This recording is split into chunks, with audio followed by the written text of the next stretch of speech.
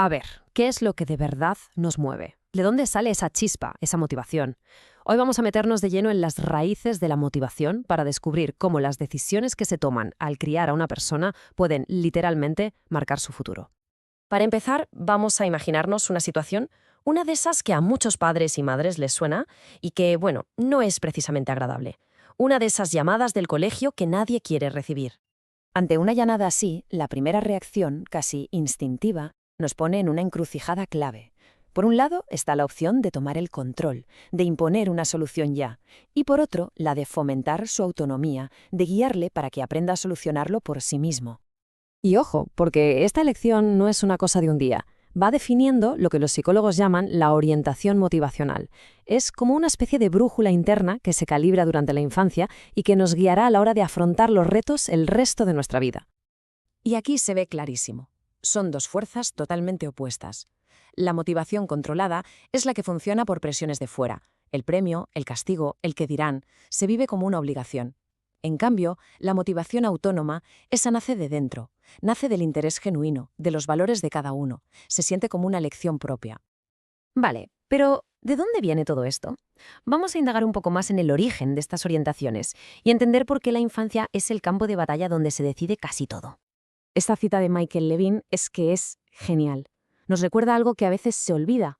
Ser padre o madre es una habilidad que se aprende, que se practica. Y al igual que no basta con tener un piano para ser pianista, en la crianza, el cómo se hacen las cosas, tiene un eco que dura toda la vida.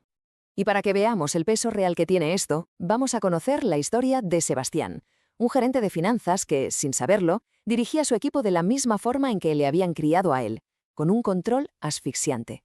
La infancia de Sebastián fue, en resumen, una cárcel.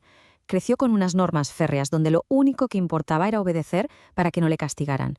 ¿Qué pasó? Pues que sin darse cuenta, interiorizó que el control era la única manera de funcionar en el mundo, y ese fue el patrón que repitió una y otra vez en su vida adulta. Y claro, la historia de Sebastián no es un caso aislado, ni mucho menos. Hay muchísima investigación que demuestra cómo una crianza basada en el control va moldeando perfiles de personalidad muy específicos. Esta comparación lo dice todo. Por un lado, tenemos a la persona que ha crecido bajo control, vive el mundo como un lugar amenazante, siempre preocupada por lo que piensan los demás, buscando aprobación. Por otro lado, la persona autónoma ve el mundo como una fuente de información, actúa según sus principios y se siente libre. Son, como se ve, dos formas radicalmente distintas de vivir. Pero lo más preocupante de un entorno controlador es que se perpetúa. Es como una herencia tóxica que pasa de generación en generación.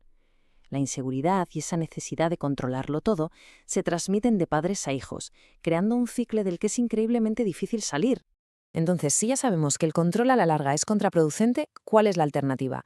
¿Cómo se puede guiar a un chaval o a una chavala, sobre todo cuando la lía, sin caer en el autoritarismo de siempre? Volvemos a ponernos en situación, una muy típica, por cierto. Vamos a ver las dos maneras de reaccionar a esto, porque la diferencia entre una respuesta controladora y una que construye autonomía es abismal. La primera reacción, la más directa, es esta. Parece lógico, ¿no? Pues dejas el fútbol y te pones a estudiar. Pero esto es una trampa. Es una solución rápida que en el fondo le estás robando la oportunidad de aprender a gestionar su propio problema. Es que es literalmente como ponerle unas esposas. Consigues que obedezca, sí, pero le impides desarrollar lo más importante, la capacidad de autorregularse. A largo plazo, se está creando una persona que necesitará que siempre le digan lo que tiene que hacer. La alternativa es una conversación. Y funciona más o menos con estos 4 pasos. Primero, se pregunta para entender, sin juicios. Oye, ¿qué ha pasado? Después, se recuerda el pacto que ya existía. El tercer paso es la clave de todo. Y ahora, ¿qué crees tú que deberías hacer? Se le pasa la pelota. Y por último, se definen las consecuencias juntos. Así se le hace responsable de sus actos. Esta manera de conversar es solo una pieza del puzzle. Ahora vamos a ver algunas herramientas muy prácticas para ir construyendo en casa un ambiente donde la autonomía pueda crecer de verdad. Y aquí el lenguaje lo es todo. Es que fijaos en la diferencia. No es lo mismo decir, tienes que hacer esto, que decir, sería importante que hicieras esto. El cambio es brutal. Se pasa de dar una orden a proponer un objetivo común, a explicar el porqué de las cosas. Y es fundamental entender una cosa, fomentar la autonomía no es ser permisivo. No se trata de que hagan lo que les dé la gana. Se trata de crear un espacio seguro con unas reglas del juego claras y dentro de ese espacio darles la libertad para que aprendan a tomar sus propias decisiones. Ahora bien, que nadie piense que esto es un camino de rosas. Es una maratón, no un sprint.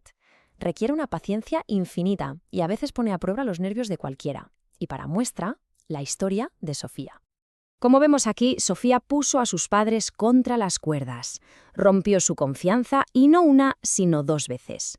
Lo fácil habría sido volver al control total, castigarla y encerrarla.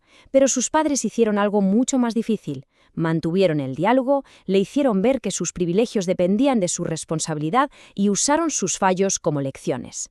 ¿El resultado? Pues que al final la estrategia funcionó. Y ya para terminar, hay una fábula muy antigua que creo que resume a la perfección la idea de la que hemos estado hablando. El pájaro se dio cuenta de algo fundamental. La libertad no es algo que te dan, no es un regalo. La libertad es algo que uno tiene que tomar, que tiene que conquistar. Y esa es la gran pregunta que nos deja todo esto, ¿no? A la hora de criar, ¿estamos construyendo jaulas, aunque sean de oro, o estamos dando las herramientas para aprender a volar? La respuesta a esa pregunta puede definir una vida entera.